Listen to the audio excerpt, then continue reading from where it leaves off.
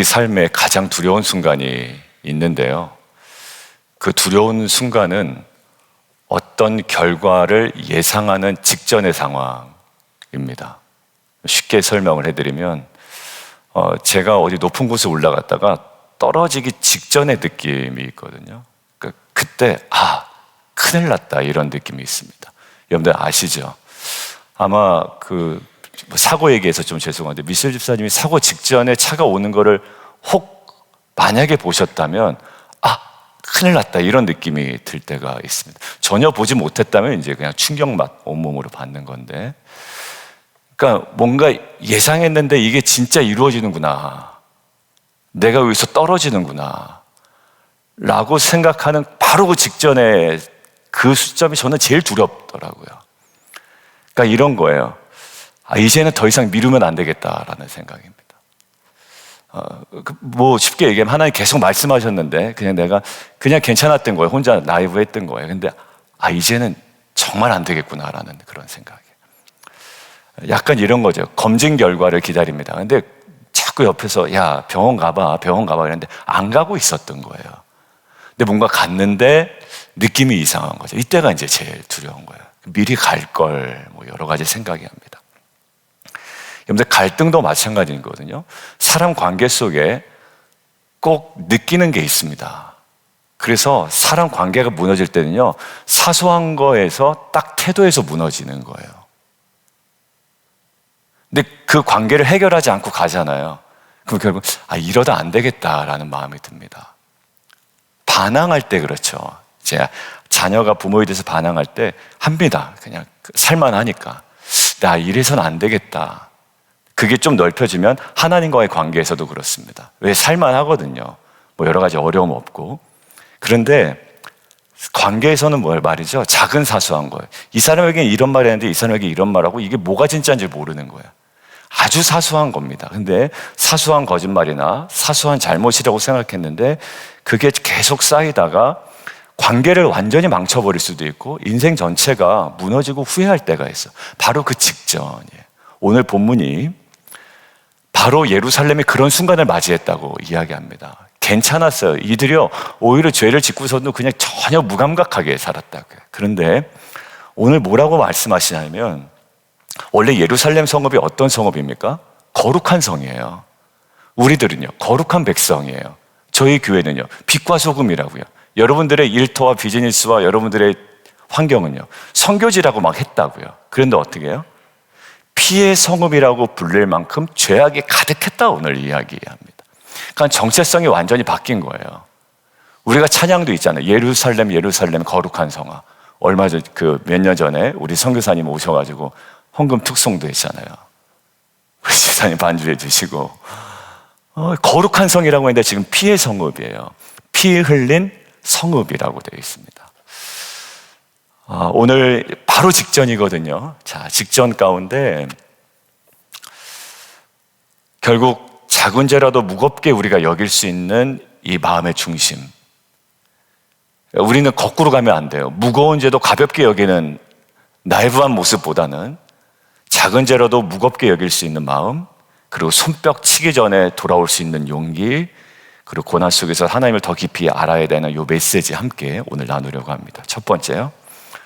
정체성이 바뀌었어요. 예루살렘이. 뭐라고 부르냐면 피의 성읍이라고 부릅니다. 도시는 원래 하나님께서 예루살렘은 거룩하게 구별하신 도시입니다. 빛과 소금 교회가 그렇고요. 저와 여러분의 일터가 그래요. 거룩하라고 주신 거예요. 뭔가 다름을 드러내라고. 그런데 다름이 아니라 같은 뿐만 아니라 오히려 더한 거예요, 지금. 아니면 완전 세상이었으면 괜찮아요. 거기는 원래 세상이었으니까 그럴 만한데요. 하나님 거룩하게 만들어 놓으신 도시를 지금 피 흘린 성읍으로 만들어 놓은 거예요. 근데 거기 죄의 목록이 쭉 나오잖아요. 우상,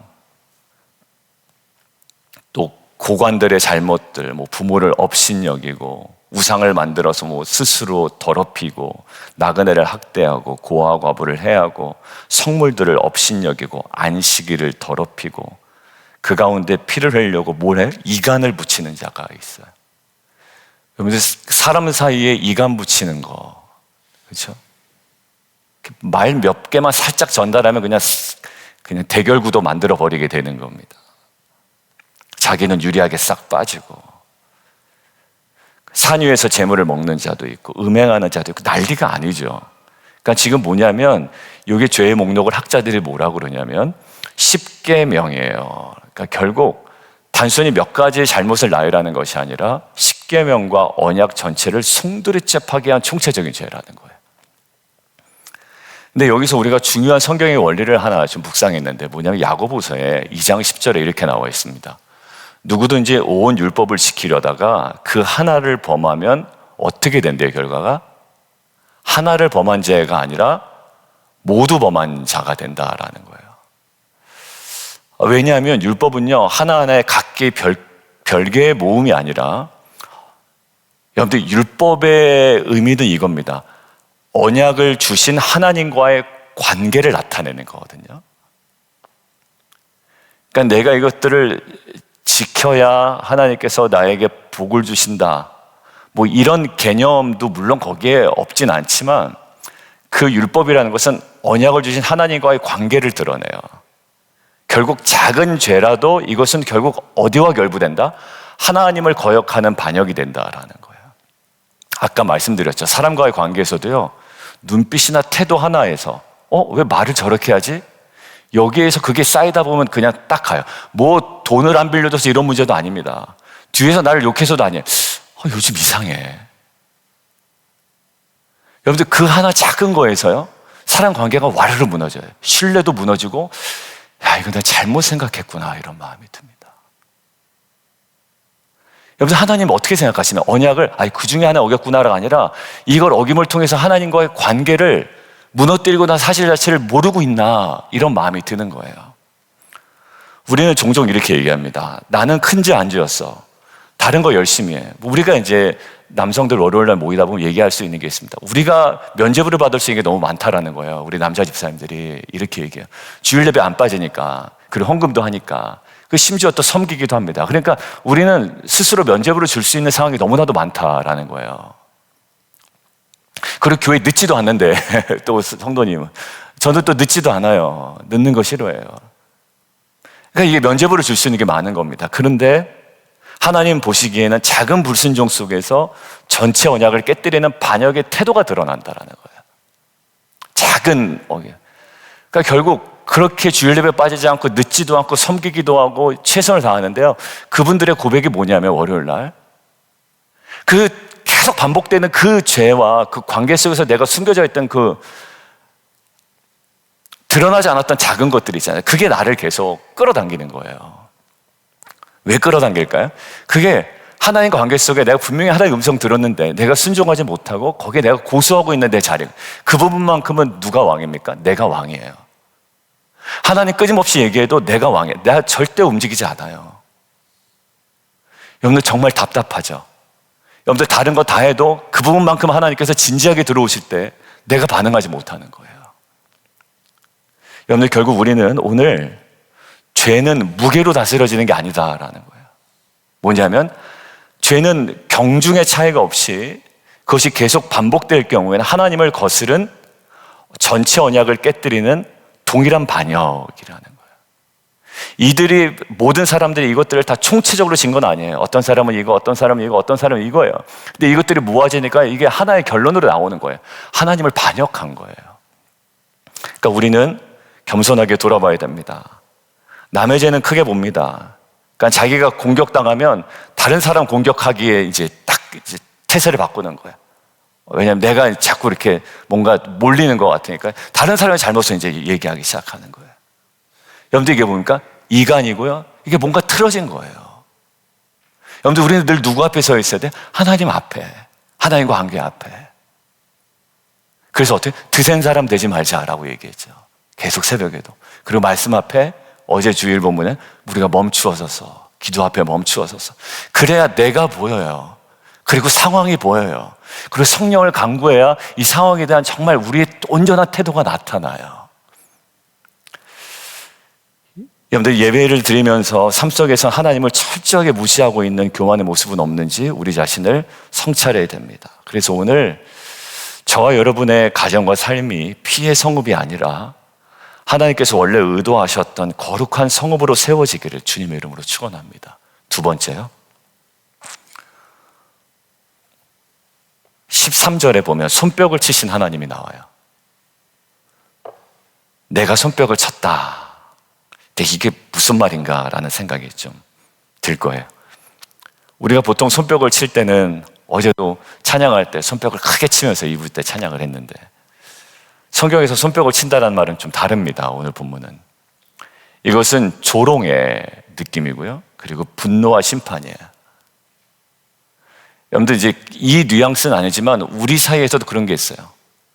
막 고집 피우고 계속적으로 이렇게 할 때 그냥 아유 그래 그냥 이럴 때 있죠. 그래 해라 해라 너 해라 하고 싶은 대로 해라.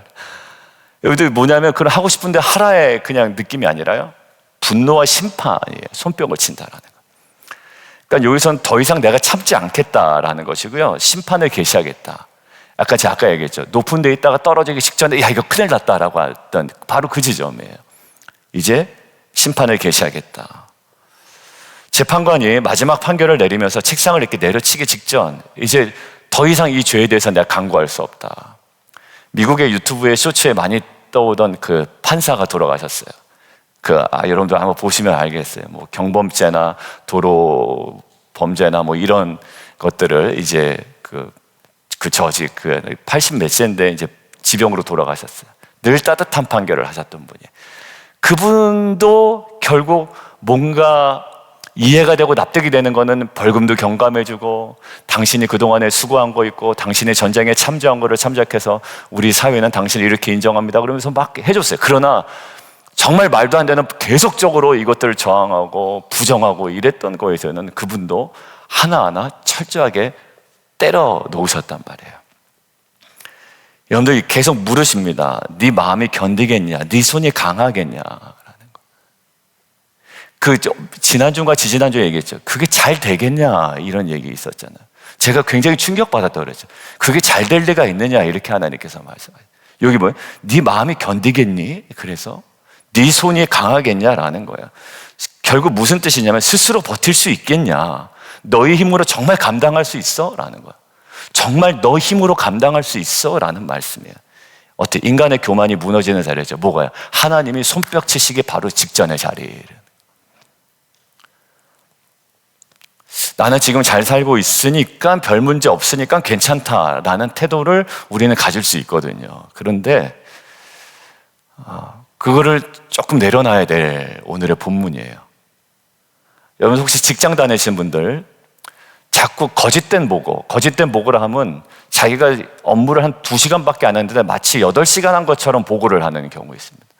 저도 이제 직장을 다니다 보니까 예전에 그러니까 자신의 게으름을 어떻게 쓰는지 메꿔야 되는 거예요. 그러니까 뭔가 다른데 굉장히 나는 열심히 했다라는. 근데 이게 다 거짓 보고거든요. 충실히 하지 못했는데 충실히 마치 한 것처럼, 평소에 고민을 많이 한 것처럼, 뭔가 기한서를 쓰고 품위를 써내는데요. 그 품위를 써내는 모든 것도 굉장히 고심을 한 것처럼. 근데 이게 다 거짓 보고예요. 근데 그게 쌓이다 보면 그 사람 캐릭터가 되는 거예요. 근데 그게 다 조직 안에서 드러나게 됩니다. 여러분들 결국 그리고 또 가정에서 쌓여있는 분노의 마음들 있잖아요. 그냥 언젠가 풀리겠지 이렇게 내버려두면 안 돼요. 풀리지 않아요. 오늘 회개하고 오늘 화해해야 됩니다. 성도 여러분, 하나님께서 오래 참으신 시간 지금 손뼉 치시기 바로 직전이잖아요. 이때를 우리가 무엇으로 여겨야 되냐면 은혜로 여겨야 돼요. 은혜로. 또 나중에 뭐 이제 이렇게 얘기하면 뭐 하나님께서 그렇게 안 하면 막 벌 주시고 징계 주시고 뭐 망하게 하시냐 뭐 이런 건 아닌데 하나님께서 우리 인생 가운데 사실 그런 거와 상관없이 수많은 일들은 벌어지고 또 수많은 인생에 많은 터널을 통과하게 되잖아요. 근데 결국 우리 안에 오래 참으시는 손뼉 치시기 직전의 시간을 은혜로 여기는 저와 여러분이 됐으면 좋겠습니다. 그러니까 아무 일도 안 일어나니까 괜찮아 라고 생각하는 건 정말 착각이에요. 우리 교회가 성도님들 최근에 조금 늘어났어요. 근데 또 2, 3주 사이에는 조금 달라요. 그리고 교회 분위기도 살짝 달라요. 그래서 진짜 이상하죠? 막 다 좋아요. 근데 또 최근에 좀 달라요. 여러분들 이게요, 그냥 뭐 좋다고 가는 게 아니에요, 교회가요. 아마 리더분들은 아실 거예요. 아니, 모르실 수도 있어요. 각 그 소그룹은 알 거예요. 또 텐트 안에서, 큐티 그룹에서. 제가 여름에 큐티를 쉬지 않았거든요. 우리 남성 리더 그룹은 쉬었지만 월요일 쉬지 않았어요. 수많은 일들이 일어나요. 여러분들 손뼉 치시기 전에 우리가 정말 은혜의 시간을 여기고 정말 감사함으로 주 앞에 나아가는 귀한 공동체 되기를 원합니다. 세 번째요. 이러고 끝나는 사실 오늘 본문인데요. 거기서 뭔가를 좀 발견하고 싶었어요. 그 심판 속에서도 하나님께서 목적을 가지고 계시다라는 거예요. 저는 목적을 알면 그 일에 끈질긴 그 감당할 수 있는 능력이 생긴다라고 생각이 들어요. 제가 달리기 할 때 그날 달리기의 목표를 알려준다고 말씀드렸잖아요. 오늘 달리기는 목표는 이겁니다. 절대로 빨리 달리면 안 됩니다. 여러분들 어제 제가 2부 예배 때 그 토요일 날 해가 진 다음에 사모랑 같이 나와서 제가 좀 이제 달리기 하고 싶은 거예요. 왜냐하면 이제 여성들은 골다공증도 오고, 왜냐면 계속 이제 달리기나 이런 것들이 이제 뼈의 밀도를 좀 좋게도 하고 여러 가지 이제 뭐 알기도 아는데 이제 안 하고 있어서. 근데 이제 금요일 날 가고 토요일 날 갔었는데 금요일 날 쉬지 않고 뛰는 게 20분 뛰더라고요. 그래서 제가 딱 보니까 여기서 더 하면 재미없다고 뛰쳐나갈 것 같은 거예요. 그래서 제가 거기서 딱 멈춰줬어요. 20분. 그래서 격려해줬습니다. 20분 당신 뛰었어. 토요일에 내가 슬쩍 또 꼬셨어요. 나갈까? 나갈까 했더니 고민을 하는데 조금만 더 찔러면 나갈 것 같은 거예요. 느낌이 있잖아요. 한번 쑥 찔렀더니 약간 어둑어둑해서 나왔어요. 근데 토요일 날은 멈추지 않고 33분을 뛰었어요. 근데 그 이야기를 들은 소영 집사님이랑 양음 집사님이 막 동기부여가 되기 시작한 거예요. 사모님이 막 이제 이렇게 된 거예요. 어제 그 얘기를 했더니. 여러분들 그게 왜 그러냐면 목적을 이야기해줘요. 달리기 할 때. 우리 유스 아이들 많이 오잖아요. 오늘 목적은 이거야. 뭐 내가 멋있게 뛰는 것도 중요한 게 아니고 오늘 천천히 뛰어야 돼. 천천히 뛰어야 돼. 여러분들 목적을 알면 거기에 반응하는 애들이 나오고요. 거기서 이제 가요. 여러분들 심판 받을 때 너무 힘들어요. 그리고 손뼉 치기 시작하면 정신 없다고요. 그런데 그때 우리가 뭐 알면? 목적을 알면 돼요. 뭐예요? 16절. 내가 여호와인 줄 알리라. 그때가요. 여러분들 그 유스그룹 리트릿 때 한 아이의 고백이 있었다 그러죠. 내가 하나님을 안다고 생각했는데 진짜 모르고 있었구나라는 것을 깨달았던 거예요. 정말 진지하게 알고 싶다라는 고백이에요. 저는 에스겔서의 묵상의 맥락 속에 그 아이의 고백이기 때문에 이것은 예사롭지 않다라고 부모님에게도 나눴습니다. 그리고 우리가 부모님과 함께 나누고 기도 같이 했단 말이에요. 큐티 나눔이나 이런 거 할 때요. 여러분 하나님의 목적이 거기에 담겨져 있었기 때문에 그래요. 여러분들 그리고 어제 얘기했던 그 아이 2부 예배 때 말씀드렸잖아요.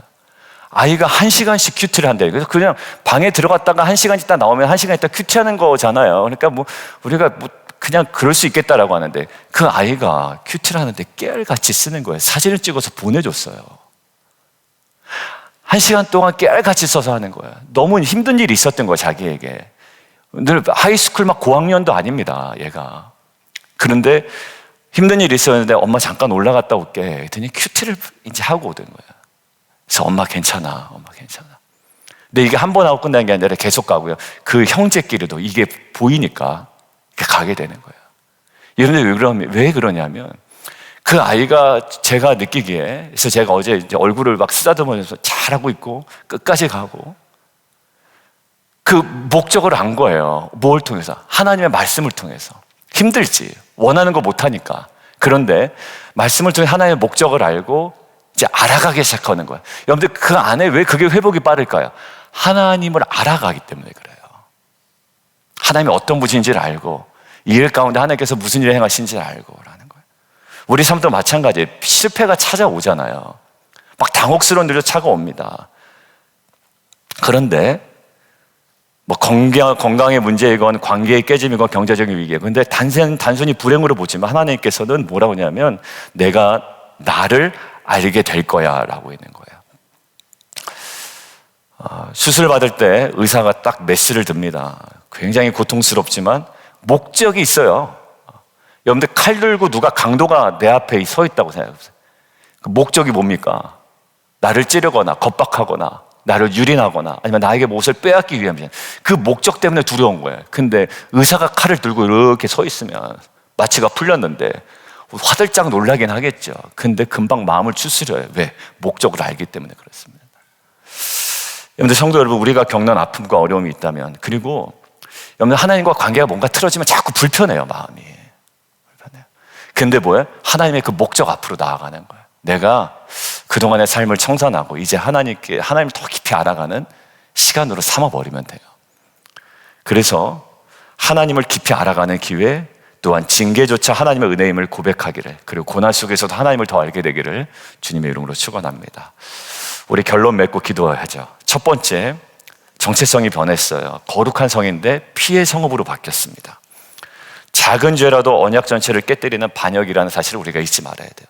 작은 거 하나님 앞에 반역하지 마세요. 작은 거, 아주 작은 거, 사소한 거. 그리고 사람과의 관계에서도요, 애매한 거 자꾸 이렇게 막 우격다짐으로 하지 마시고. 두 번째, 손뼉을 치시며 심판을 시작하시기 전에 은혜의 시간으로 우리가 계속 나아가고요. 세 번째, 심판조차도 하나님을 알게 하시려는 은혜의 과정임을 알아 고난 속에서도 어려움 속에서도 하나님을 깊이 아는 자로 나아가기를 주님의 이름으로 축원합니다. 이 시간 함께 기도하죠.